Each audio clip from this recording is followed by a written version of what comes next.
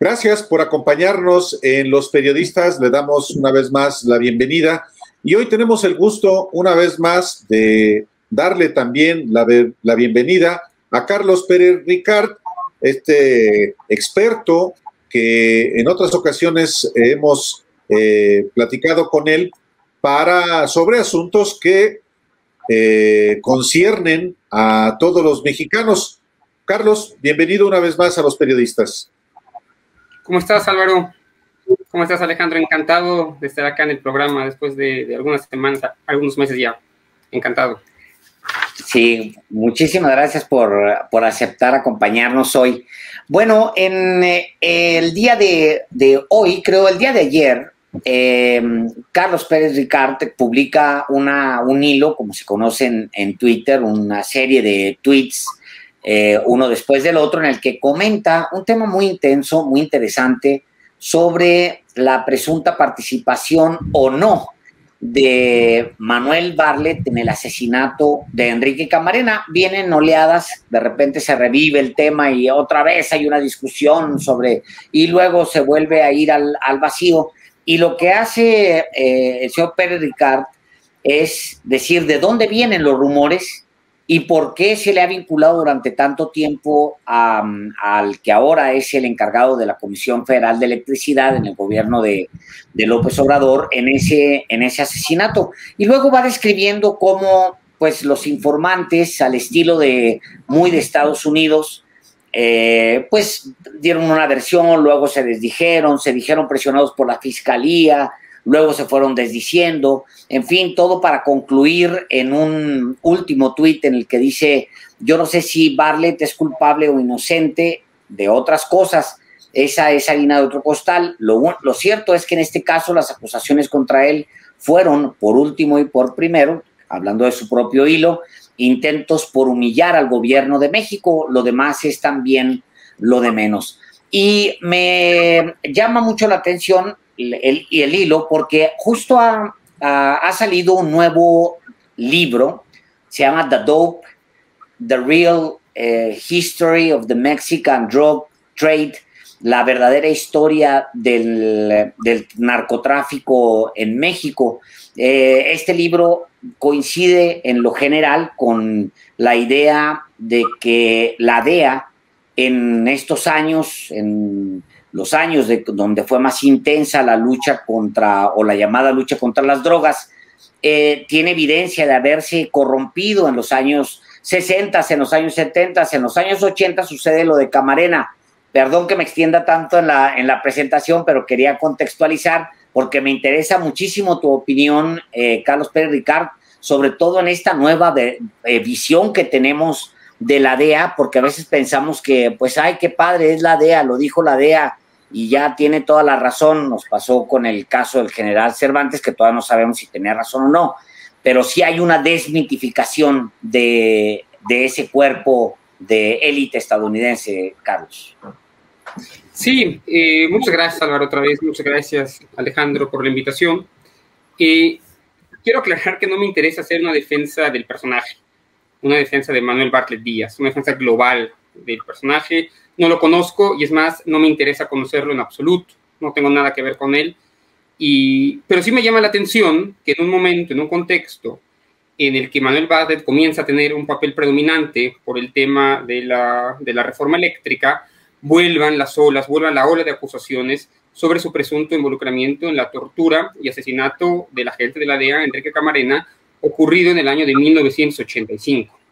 No solamente se le acusa de eso, se le acusan de muchísimas otras cosas, del presunto fraude electoral de 1988, de la muerte de Manuel Buendía en 1984, de la matanza de líderes periodistas en los años 90, y prácticamente de cualquier cosa que pasó durante el sexenio de la Madrid y después del sexenio de la Madrid. Y a mí lo que me ha interesado en los últimos meses, bueno, es examinar la evidencia que hay alrededor de estas acusaciones y en particular en este caso la evidencia alrededor de la tortura y asesinato de Enrique Camarena. Y un poco lo que yo describo en el hilo, en Twitter, para quien lo quiera ver ahí, y un poco lo que les vengo a comentar a ustedes hoy, es que desde mi punto de vista, y después de haberme leído todos los documentos del caso Camarena y toda la bibliografía que se ha escrito, no hay ningún elemento, no hay ninguna evidencia para sostener que Manuel Bartlett está involucrado directa o indirectamente con la tortura y asesinato de Camarena. Por el contrario, pareciera, lo voy a explicar más adelante si me da un poco de tiempo, que se trata todo esto, si no de un complot, por lo menos de una serie de mentiras o malentendidos alrededor del personaje, y así como espero que se juzgue su papel en otros asuntos, en este asunto en particular, sin hacer una defensa global del personaje, pues lo que yo llego a la conclusión de que no tiene absolutamente nada que ver en este tema, y que habría que cerrar de una vez por todas este debate porque se está calumniando a una persona que me parece que no tiene nada que ver con este tema. Sí, porque lo que haces es, a lo largo de 13, de este hilo de 13 mensajes en tu cuenta de Twitter, es, pues, finalmente desmenuzar la información que sobre la presunta responsabilidad de Manuel Bartlett existe en relación con el caso Camarena, pero la conclusión que tú tienes es que, pues, que no se puede saber si es culpable o no de otros asuntos, pero en el caso simplemente del secuestro y del asesinato de Camarena, pues no hay ninguna evidencia. Y lo que a mí me llama la atención también, Carlos, es, pues hay una coyuntura muy específica. En efecto, hoy Manuel Bartlett es no solamente director general de la empresa del Estado mexicano que genera energía, sino que se están, por supuesto, que lesionando muchos intereses y eventualmente estos intereses lesionados, en particular de Estados Unidos, son los que están ahora sí que atizando la reapertura, si es que se le puede llamar así, o los mismos argumentos que se han utilizado desde los 80 para imputarle una responsabilidad y debilitarlo políticamente, no ante el presidente López Obrador, evidentemente, sino ante la opinión pública. Así es. Es bien importante entender el contexto y quiénes están hablando sobre esto. Es importante porque desde mi punto de vista, en el fondo lo que se está intentando atacar es la reforma eléctrica y no tanto a Manuel Bartlett. Pero déjame hacer un recuento, si me dejan hacer un recuento un poco de los hechos para el auditorio y entendamos por qué se le acusa y por qué no hay, por lo menos a mi modo de ver, evidencia sustanciosa que señale a Manuel Bartlett en este asunto. Enrique Camarena muere, es asesinado en México en 1985 y más o menos tenemos claro que es asesinado por lo que se llamó mucho después el cártel de Guadalajara, es decir, Caro Quintero, Félix Gallardo, Don Neto Fonseca y esta gente. Lo que no queda claro es si a él lo torturan y después lo matan, digamos, por decisión de los propios narcotraficantes de Guadalajara, que era gente de Sinaloa, pero que vivía en Guadalajara en su momento, o es asesinado por órdenes de algunos políticos mexicanos o por órdenes de la CIA. Y ahí, la verdad, evidencia contradictoria en ese sentido. Yo sostengo que el caso Camarena, bueno, esto lo sostiene Ben Smith, a quien Alejandro antes citaba, y autor del libro de Dope, un libro que va a causar sensación en México porque realmente modifica y va a modificar mucho de nuestro entendimiento sobre el narcotráfico en México.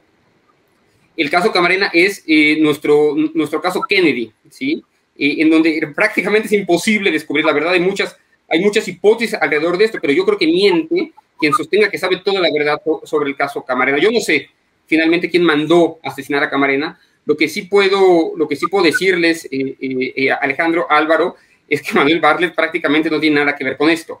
La evidencia que hay en su contra es evidencia recabada por lo que se llamó la Operación Leyenda, por un policía de la DEA llamado Héctor Bereles, que toma la investigación en el año de 1989 y va hasta 1994, que recluta a una serie de testigos protegidos, sobre todo ex policías de Guadalajara, y que son testigos que prácticamente dicen todo lo que la Fiscalía en Estados Unidos quería escuchar sobre México. Muchos de estos testigos después dijeron que habían sido forzados por la Fiscalía, algunos de estos testigos se les dijeron, la verdad es que mostraron evidencia contradictoria y testimonios contradictorios, y estos testigos llegan a decir, por ejemplo, que Manuel Bartlett estaba exactamente el 7 de febrero de 1985 ahí en Guadalajara fumando bazuco, es decir, fumando cocaína, mientras torturaban a Manuel Bartlett, lo cual se ha demostrado que es completamente falso. Se ha acusado al propio presidente de la Madrid de haber estado en Guadalajara cuando van a secuestrar y a torturar a Camarena, y a un montón de gente de la plana mayor del gobierno mexicano sobre este asunto. y otra vez no me interesa defender a la plana mayor del gobierno mexicano en esa época, sino puntualizar que estas acusaciones de que él estuvo en Guadalajara, pues es falso, de que él dominaba completamente la Dirección Federal de Seguridad es falso, y señalar que los testigos en los que se basan esas afirmaciones desde 1990 fueron testigos pagados, fueron testigos involucrados en los casos, fueron testigos que antes habían sido narcotraficantes o ex policías, y algunos de ellos se han desdecido sobre este hecho en particular. Entonces no tienen ninguna fiabilidad, son declaraciones completamente inverosímiles, y yo creo que basta ya que muchos periodistas y muchas revistas sigan explotando el caso, ¿no? Porque cada año vuelve el tema, y cuando uno ve realmente de dónde vienen las fuentes, se da cuenta que son las mismas 3 o 4 personas que están diciendo lo mismo hace 20 años y que no tienen credibilidad alguna. Ese es desde mi punto de vista la verdad. Habría quien me pueda rebatir con este respecto, pero la verdad es que cuando uno ve las fuentes no encuentra nada. Y entonces yo creo que es irresponsable continuar con este asunto, sobre todo en un contexto en el que Manuel Bartlett otra vez está tomando una posición soberanista, nacionalista, con respecto a la reforma eléctrica en México. Yo no sé, dirá Gibran Ramírez, dirá alguien más, si es un patriota, ¿no? Es un adjetivo que a mí no me interesa colocarle o que me interesa puntualizar, pero sí me interesa señalar que de esto por lo menos no es culpable, y luego podemos ir revisando otros asuntos y ver en qué medida Manuel Bartlett es o no un chivo expiatorio de muchísimas cosas que han pasado en México en los años 80 y en los años 90. Tengo la tesis de que cada país es un chivo expiatorio, acusar a alguien para achacarle, digamos, todas las desgracias políticas y sociales que ha tenido el país, y me parece que por ahí nos estamos equivocando un poco en nuestra calificación del personaje. Tú cuentas, Carlos Pérez Ricard, cuentas que en su momento para intentar influir en la sucesión en México, se acusa a Bartlett, se le teme por nacionalista, primero, tratan de aplacarlo, bajarlo por ahí, y se utiliza el argumento de Camarena para tratar de bajarlo. Y eso es algo que podría perfectamente estar aplicando en la actualidad. Pero en el fondo el tema, Carlos, es que se altera el presente, no importa la verdad, sino que se altera el presente y se altera la historia con la intención, desde la DEA, con la intención de afectar a alguien o manipular la evidencia a modo, de tal manera que se acomode a las necesidades políticas de un gobierno o de la misma agencia, porque eso que tú argumentas es exactamente lo que dice Benjamin Smith en The Dope, este nuevo libro que, pues bueno, no ha llegado todavía a México, pero sin duda va a ser muy impactante. La DEA como tal, estamos viendo que se desmitifica, que se está desnudando. ¿Qué es lo que está sucediendo en torno a ese cuerpo que es tan importante para Estados Unidos? De acuerdo, déjame comenzar por el principio, Alejandro. Decía Alfonso Reyes que la historia del presente es la historia más difícil de contar, porque es la historia más fácil de manipular, ¿no? Entonces, lo que pasa en los 80 está sujeto pues a muchas interpretaciones, y por eso es natural que haya pues muchas visiones con respecto a esto, en particular en el caso de Manuel Bartlett. Entonces hay muchísimas hipótesis con respecto a esto, y nunca hay como una verdad acentuada, precisamente porque los historiadores profesionales no les interesa realmente todavía entrar a este mundo, prefieren colocarse en una posición mucho más segura, y somos pocos los que realmente queremos ir a los documentos primarios y ver qué sucedió exactamente en ese periodo, como lo hace, por cierto, Ben Smith. Y si me deja hacer un comercial, la próxima semana les voy a mandar la información por acá. Vamos a tener la presentación del libro por Zoom, y vamos a presentar el libro de Benjamin Smith, que todavía está en inglés, pero que de nuevo creo que es un trabajo súper importante. En cuanto a la pregunta puntual que haces de la DEA, bueno, la DEA en realidad es la agencia que se beneficia brutalmente del asesinato de Camarena, y es lo que puntualiza Ben Smith en su libro también. Es decir, la DEA utiliza el asesinato de Camarena para también hacer un statement político, para señalar que todo lo que sucede en México está lleno de corrupción, que todos los políticos son iguales, que no hay diferencia alguna entre ellos, y también para obtener mucho más recursos.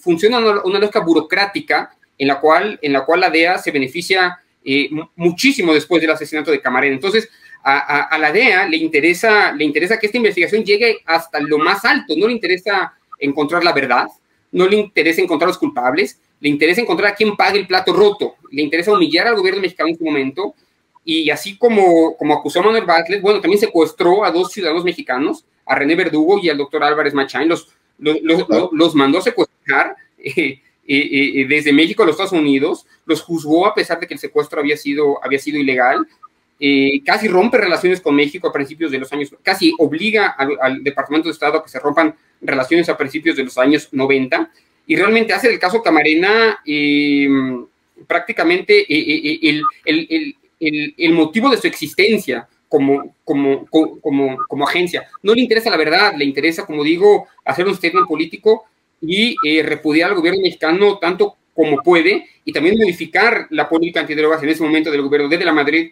y después del gobierno de Carlos Salinas de Gortari. Entonces, dejemos de ver en la DEA a nuestros salvadores, dejemos de ver Netflix, dejemos de ver Amazon, y seamos un poco más críticos en cuanto a nuestra concepción de los Estados Unidos en su conjunto y de la DEA en específico. De hecho, Carlos Pérez Ricard, ya desde el 2013, la propia revista Proceso publicó cómo inclusive la hipótesis de que la CIA fue la que en realidad asesinó a Camarena. Phil Jordan, el exdirector del Centro de Inteligencia del Paso, Héctor Berreyes, exagente de la DEA, y Tosh Plumlee, un piloto que en ocasiones realizó trabajo para las agencias federales. Los tres detallaron también a la cadena Fox News que policías mexicanos y particulares estadounidenses relacionados con la CIA fueron los que participaron justamente en las torturas y que hasta grabaron un video.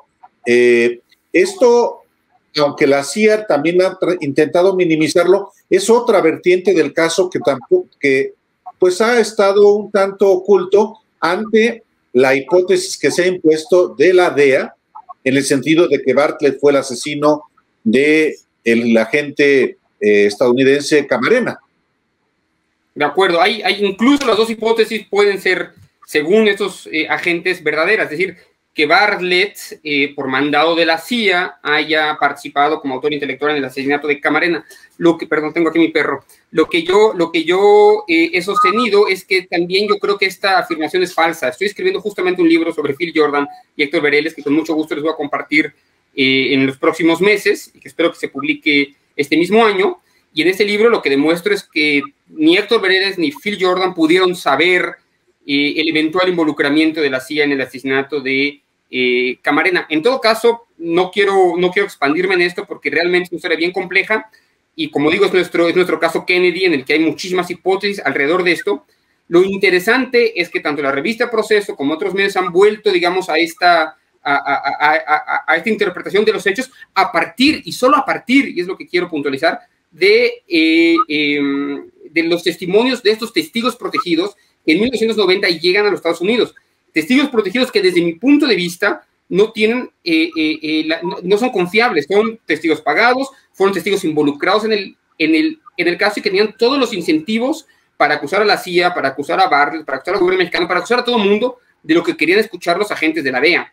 Entonces yo también, la verdad es que soy bastante escéptico de estas últimas declaraciones y de la supuesta intervención de la CIA en el asesinato de este Camarena, y créeme que me he leído toda la bibliografía al respecto, y yo la verdad soy bastante escéptico de esto, y lo que me enoja un poco es que se siga repitiendo la misma historia a partir de la misma fuente, que son 4 testigos protegidos, uno de ellos ya se les dijo, y los otros 3, cuando uno habla con ellos, cuando yo he hablado personalmente con ellos, y revisa, digamos, sus expedientes, pues yo por lo menos no les creo, y me parece que no, ningún fiscal serio tampoco apoyaría esta tesis.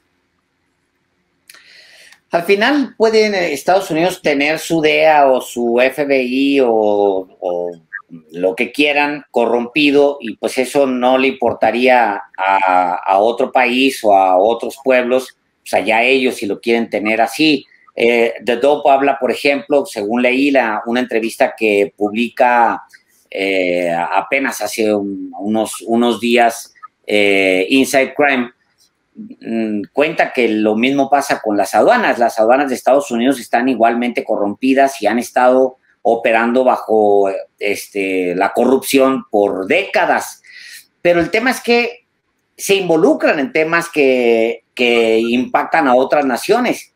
Por ejemplo, el asunto de imponerle a México una guerra y México comprarse una guerra, la guerra contra las drogas que le ha costado tantas vidas, miles y miles de vidas a los mexicanos, miles y miles de vidas se han perdido en México, y por una política muy puntual de Estados Unidos impuesta a México y comprada por presidentes, entre otros por Calderón. Ese es el gran tema, porque pues tienen una influencia en todo el continente, Carlos.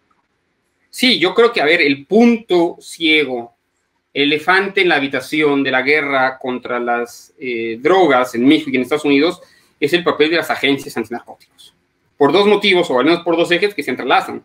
Uno es el tema de la corrupción. Siempre pensamos o conceptualizamos la corrupción en clave mexicana, pensando bien poquito el papel de los Estados Unidos en esto, guiándonos quizás por las series otra vez de Netflix y de Amazon que nos ponen al cowboy bueno frente a los policías mexicanos malos, como en esa serie de Traffic, ¿no? En donde en México todo es sepia y en Estados Unidos todo de colores, ¿no? Y no es así. Evidentemente, para que el crimen organizado exista, necesita la participación de actores estatales en los dos lados de la frontera, y es tan sistemática la corrupción en México como en Estados Unidos.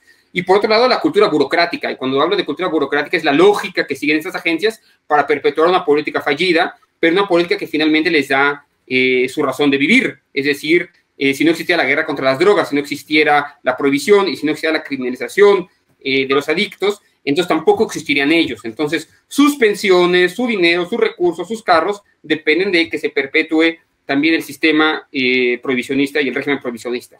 Entonces, por el lado de la corrupción, así como por el lado de la cultura burocrática, creo que el papel de las agencias en México y en Estados Unidos tiene que ser revisitado y pensar pues, que en realidad los malos de la película muchas veces no son nuestros propios narcotraficantes, sino también los policías que están del otro lado de la frontera. A reserva, Carlos Pérez Ricard, de en otra ocasión abordar el tema en específico, quiero aprovechar que estamos platicando contigo esta tarde para preguntarte si tú tienes conocimiento de que la CIA, los agentes que operan en México, se han apegado a la nueva legislación aprobada en México para que informen a la Secretaría de Relaciones Exteriores sobre las actividades que hacen en México. Tú como experto, Carlos, ¿tienes conocimiento de si efectivamente están cumpliendo con esta legislación aprobada justamente después de que ocurrió la detención del general Cienfuegos?